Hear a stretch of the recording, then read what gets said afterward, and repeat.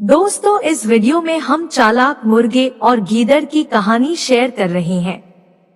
यह कहानी मुर्गे को खाने की फिराक में लगे एक गीदड़ की है। एक दिन वह मुर्गे को अपने मुंह में दबोच लेता है। मुर्गा कैसे अपनी जान बचाता है, जानने के लिए सुनिए पूरी कहानी। एक गांव में एक मुर्गा रहता था। वह रोज सुबह बांग देकर गांव वालों को जगाया करता था। एक दिन एक गीदड़ कहीं से घूमता हुआ गांव में आ गया। जब उसने मुर्गे को देखा तो उसकी लार टपकने लगी। वह सोचने लगा, वाह, क्या शानदार मुर्गा है। अगर इसका मांस खाने को मिल जाए तो मजा आ जाए। वह तरकीब सोचने लगता है ताकि किसी तरह मुर्गे को दबोचकर पेट पूजा कर सके।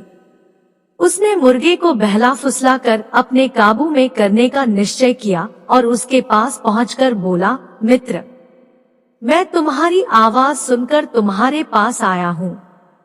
तुम्हारी आवाज बहुत ही सुरीली है, कानों में मिश्री घुल जाती है।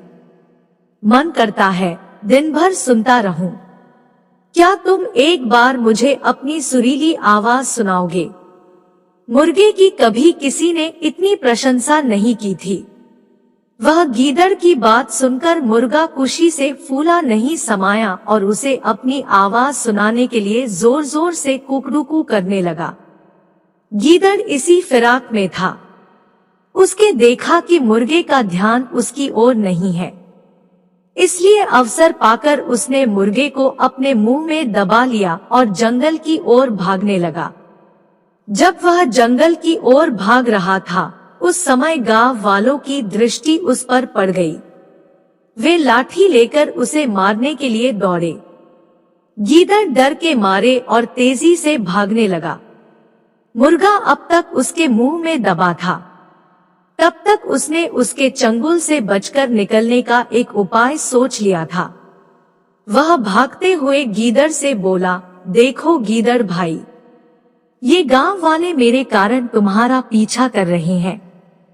वे तब तुम्हारा पीछा करना छोड़ेंगे जब तुम उनसे कहोगे कि मैं तुम्हारा हूँ, उनका नहीं। ऐसा करो, तुम उन्हें बोल दो। गीदड़ मुर्गे की बातों में आ गया और पलटकर बोलने के लिए अपना मुंह खोल लिया। लेकिन जैसे ही उसने मुंह खोला, मुर्गा उड़ गया और गांव वालों के पास चला गया। इस तरह अपनी चतुराई से उसने अपनी जान बचाई। दोस्तों, इस कहानी से हमें यह सीख मिलती है कि संकट के समय बुद्धिमानी से काम लेना चाहिए।